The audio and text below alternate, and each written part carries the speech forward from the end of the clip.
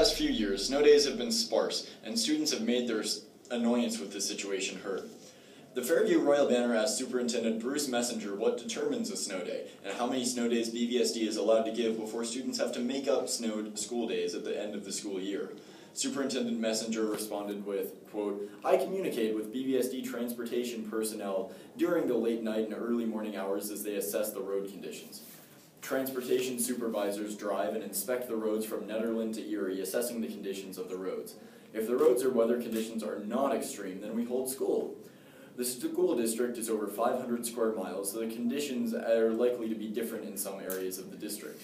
As superintendent, I make the final decision regarding school closure," end quote.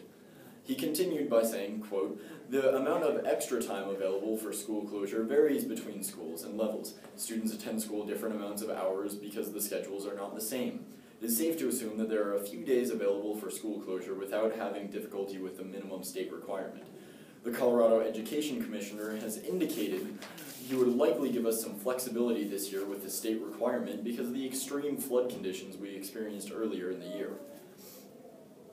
End quote. Snow days are determined by transporters as well as the superintendent. While the lack of snow days seems unfair at times, students should remember that if too many snow days are granted, students are still required to make up the days after the school year ends. So the Royal Banner asked Fairview students what they thought about the BVSD snow day policy. Here are some of their responses. I think they should give students more snow days for the fact, like, it's hard getting to school on snow days. It takes sometimes twice or 4 times as long to get to school depending on where you live. Except this year, since we've had, like all those flood days, I think they've been trying to push the snow day to its very limit because they don't want to start adding on school days, which I can sort of see why they're not giving us a snow day, but there's been a couple days where I wake up and I look outside my window and I'm like, they should have given us a snow day because the roads are just horrible. I think for the most part, it tends to be alright. I usually, I see a lot of people complaining that it should be a snow day on days where, it was manageable to get to school. It was probably pretty doable, but there have been occasions where it's been pretty bitterly cold that I've figured we should probably have a day off when we have one. Yeah, I feel about the same. I think most of the calls are pretty fair for the most part.